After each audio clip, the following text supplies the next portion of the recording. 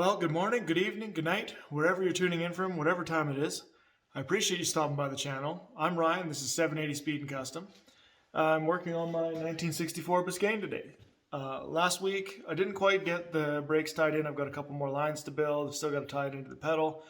Minor details, but I did have some more parts show up. Let's see what we got here.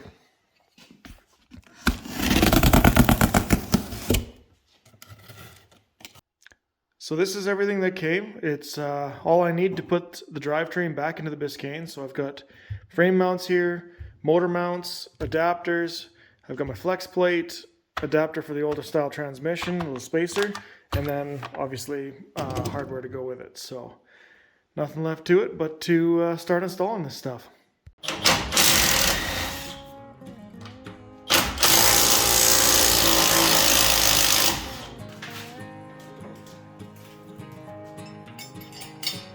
The old one's out, new one's in. Alright, so I got the motor mounts swapped out. I've got the adapter plates and everything on the motor. So all I need to do now is take the motor off the stand, hook it up to the transmission, and I'll be able to test fit it in the car. So I'm sure it'll work, but we'll see how much room I've actually got here.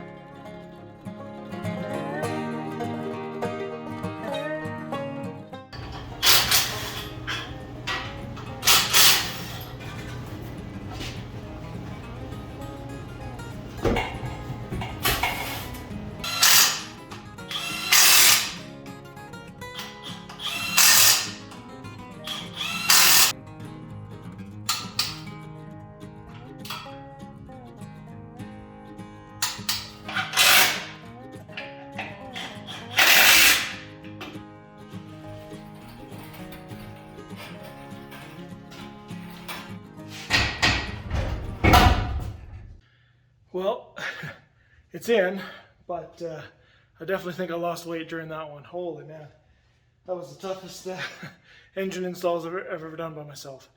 But I'm learning stuff. I'll show you the issues that I'm going to run into here. So first and foremost, I mean, it's close. It's not touching, but the booster is millimeters from the head. So obviously I'm going to have to remote mount the coils. Transmission fill tube, going to have to remote mount that because that's not going to work with the intake. Another one is the oil pan. I don't like how much that sticks below the cross member, so I got to cut 2-3 inches out of that or get an aftermarket one. What else did I see here? I mean, headers look good. The shift linkage, I was hoping I could get away with the factory linkage, but I don't think I'm going to be able to. I don't know if I can show you this on camera or not. Sort of, not really.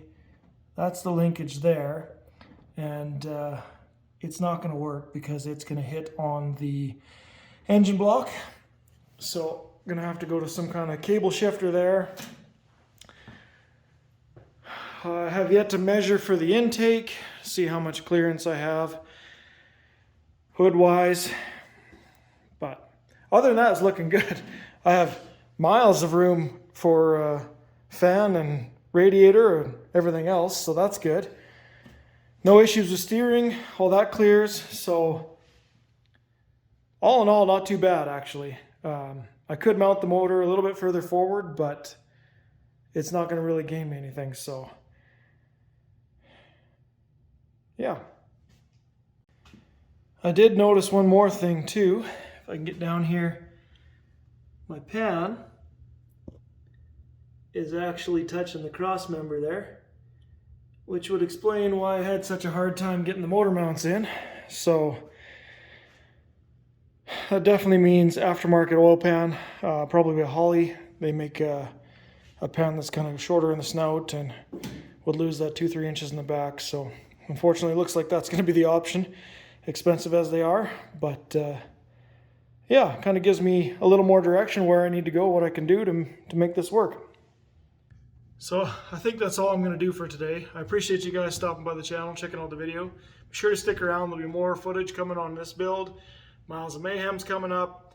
I've got more projects in the works. I need to get back on the 40 as well. So definitely stick around to check that out. I appreciate you stopping by. Thank you. I'm Ryan, and this is 780 Speed and Custom. Tuning out.